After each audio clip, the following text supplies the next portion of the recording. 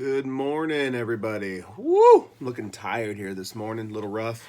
Weather's changed, winter is here, and kind of have my lung thing going on. No exciting location today, just sitting in my office. Ooh, nose itches too. Just pick that sucker, you know what I'm saying? Sometimes I take a little pen and just get it done. That's disgusting. Anyway. What we're going to talk about today is a verse, short and sweet, but awesome. This is video number 12 in our Fishers of Men series. One verse through every Bible, of every book of the Bible. Excuse me, this school year. So, today we are on 2 Kings, and let's take a look at it. 2 Kings, and this speaks truth to me right here, baby. This speaks truth. Just get ready. Get ready. I love some bald stories. Here it says, 2 Kings 2, 23 and 24. From there, Elisha went up to Bethel. Now, Elisha was a prophet of God. He spoke even more than a preacher today. It's not the same. God spoke directly through prophets to the people, and they knew that. They knew what they said was coming from God. So anyway, from there, Elisha went up to Bethel, and as he was walking along the road, some boys came out of town and jeered at him. "Get out of here, Baldy," they said. "Get out of here, Baldy." He turned around, he looked at them, and he called down a curse on them in the name of the Lord. Then 2 bears came out of the woods and mauled 42 of the boys.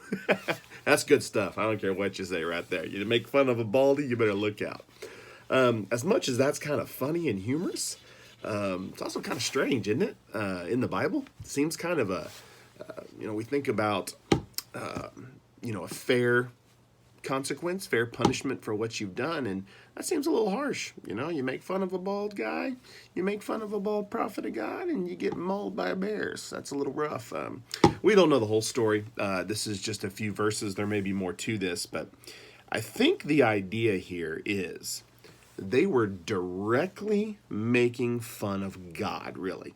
That's how a prophet was understood back then. Again, a prophet wasn't just a preacher. Wasn't just a man of God. A prophet was speaking directly from God. And so when they made fun of him, this was a serious offense. And in a lot of ways, it was offending God.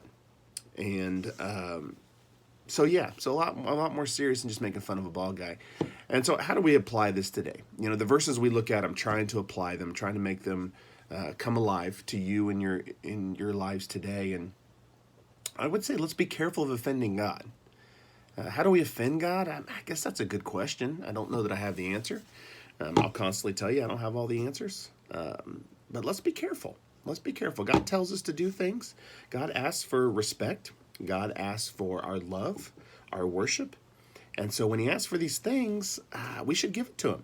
And we should be aware that it's serious to God. It's not just a suggestion.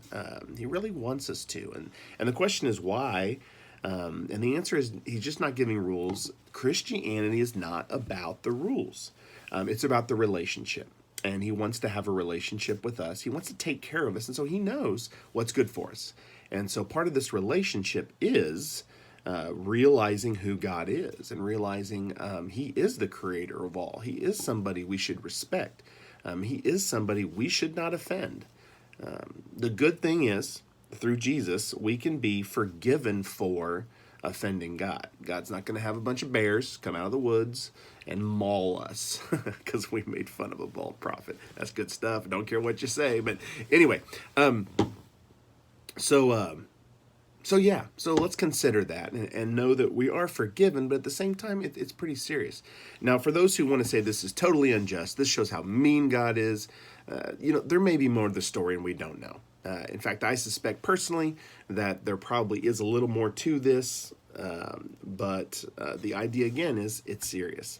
The Old Testament, this was words from God. This was God speaking directly to the people, and yet these kids were making fun of the instrument by which God spoke to them. They believe this is probably in other translations as teenagers, probably older teenagers, which would be equivalent of young 20s. In today's world. So let's not read this, and as much as I laugh and joke about it, let's not read this as God's mean. That's not it at all. God does, however, have to punish the things we do wrong, but Our punishment was taken by Jesus on the cross. So today, don't forget, don't you be making fun of the bald man of God. You know what I mean right there. Anyway, have a great day. This is verse number 12. We're going to keep plugging through. This time of year with Thanksgiving and Christmas, we're going to get busy, but let's keep plugging through and let's get this done. All right, this is going to be tough, but I think we can get through all 66 of the books of the Bible. Have a blessed day.